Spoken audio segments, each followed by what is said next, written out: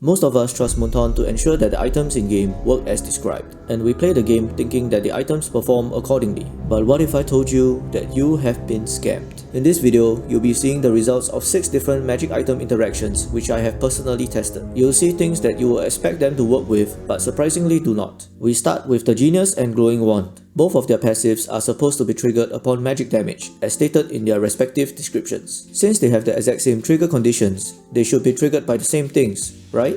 Just so you have a baseline to see how they look when their passives are triggered, here's an example for you. As we can see, when Genius Wand is triggered, the bot's magic defense is lowered, and if Glowing Wand was triggered, there'd be a burning effect on the enemy. Now you have seen how they work, here are the results of the test. Enjoy! The burn you see on the Glowing Wand panel is not from Glowing Wand. You can see that there's also burn on the Genius Wand panel. This is from the burn of Bloody Retribution's effects. If Glowing Wand was triggered, there'd be 2 magic damage numbers appearing instead of just 1.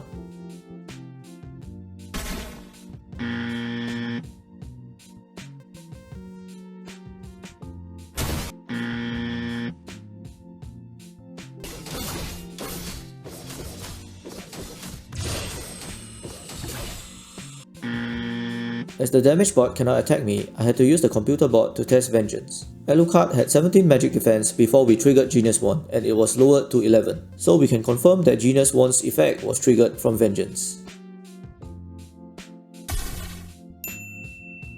Execute does true damage and not magic damage. Therefore, both Genius and Glowing Wand's effect not triggering is consistent with their description. I included Execute in the test just in case.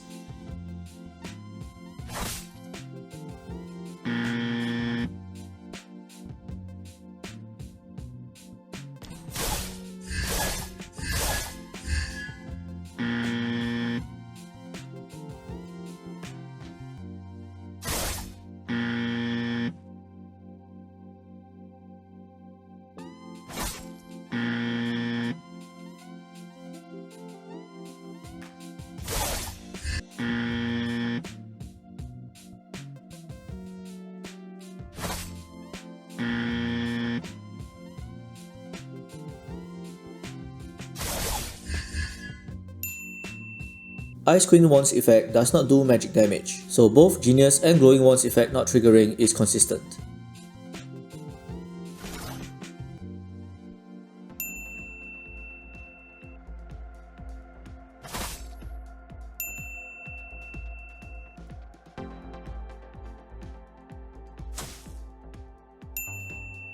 Even though Eudora is a mage, but her basic attack still does physical damage. However, Swift Crossbow's passive adds an additional hit of magic damage along with each basic attack when it's used by magic type heroes. As such, we can confirm that Swift Crossbow triggered both Genius and Glowing Wand when used by Eudora, which is consistent with their item descriptions.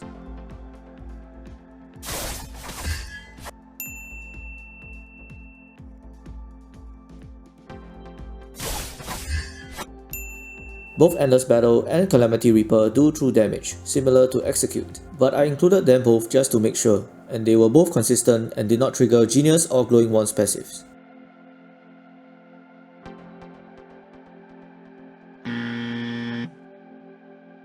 As we can see, Glowing Wand did not trigger with most magic damage interactions from the respective battle spells, emblem talents, and items, while Genius Wand did. The only 2 things that Glowing Wand interacted successfully with when it was supposed to was Feather of Heaven and Swift Crossbow, which did correctly trigger both Genius and Glowing Wand's effects. This clearly shows the inconsistency of the language used by Munton in the item descriptions of these 2 wands. I'm not sure if they intended Glowing Wand to be this way, but if they did, then they should really correct the description so we will not be confused in future. The inconsistency continues and we have Ice Queen Wand, Lightning Truncheon, and Calamity Reaper next. These 3 items have passives that trigger upon the usage of skills, as you can see from their descriptions. Here is an example of how their effects look like when triggered successfully.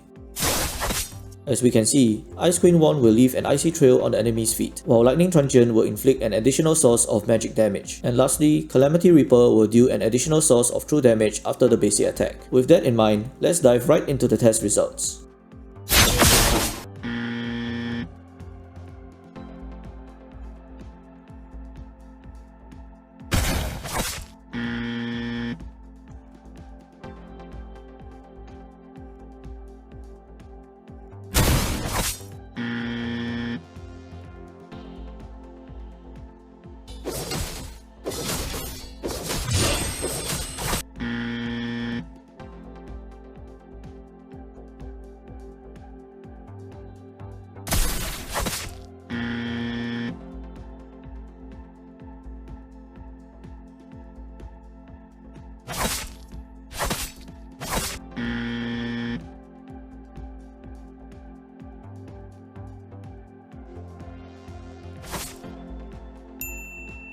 Windtalker did not trigger Ice Queen 1, Lightning Truncheon, or Calamity Reaper's passives, which means it was a consistent result across these 3 items.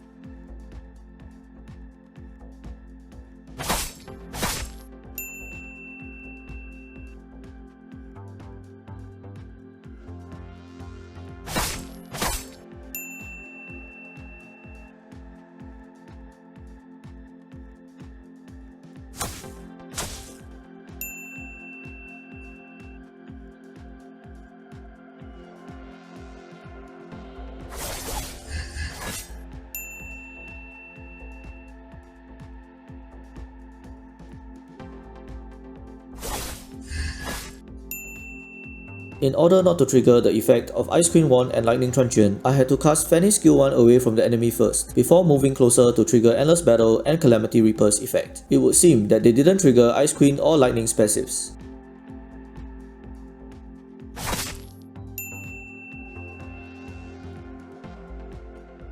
As we can see, for some reason, Moonton considers Battle Spells and Emblem Talents as skills for Ice Queen 1. Yet, it isn't considered a skill when it comes to Lightning Truncheon and Calamity Reaper. Well, at least it's consistent when it comes to item effects though, as all 3 of their passives were not triggered from any item effects. Moonton really needs to up their game in terms of consistency. So smash that like button so this video will reach them and they'll fix the bugs. Lastly, we have Necklace of Durance, which is supposed to be triggered by any damage as per the item description. Here's how it looks like when Necklace's effect is triggered.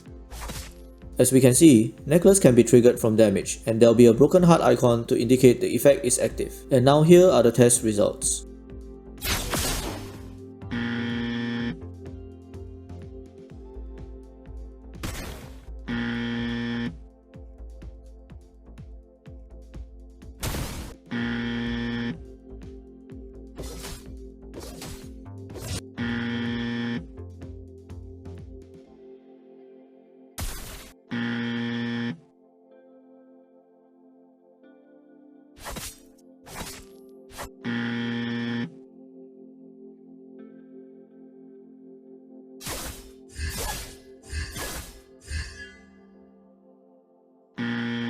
The Layla on the right side was affected by Magic Worship's burn, and so Necklace's effect was supposed to last longer on her. Since the Necklace effect expired on the same time, it means that Necklace didn't trigger with Magic Worship's burn damage.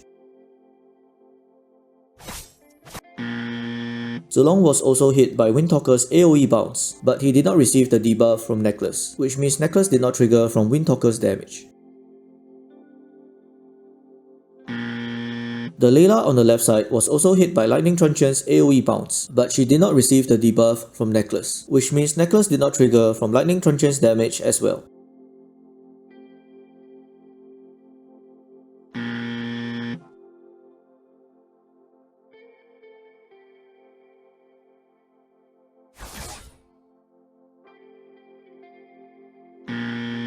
The Zolong on the left side was affected by Glowing Wand's burn damage, which meant Necklace's effect should have lasted longer for him. Since both their debuffs expired at the same time, we can conclude that Glowing Wand's effect did not trigger Necklace's passive. And so we saw that Necklace does not work with any of the Battle Spells, Emblem Talents, or item effects even when they do damage. Obviously, this is another inconsistency, since it's supposed to work according to the item's description. Anyways, since you have come this far, you have earned a special bonus clip that shows you a super special item interaction that is totally game-breaking.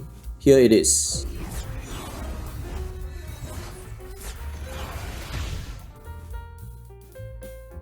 You might be thinking, what the heck did I just watch? Well, Thunderbelt's true damage effect can be triggered by using a basic attack shortly after casting a skill. But wait, we did not use any skills and yet Thunderbelt's effect was triggered. Well, Moonton considers completing a recall animation as using a skill, so we managed to trigger Thunderbelt by completing our recall and using a basic attack. This will also work with Endless Battle and Calamity Reaper. You can use this OP mechanic to reach mythical glory next time. As always, thank you for watching and I'll see you in the next one.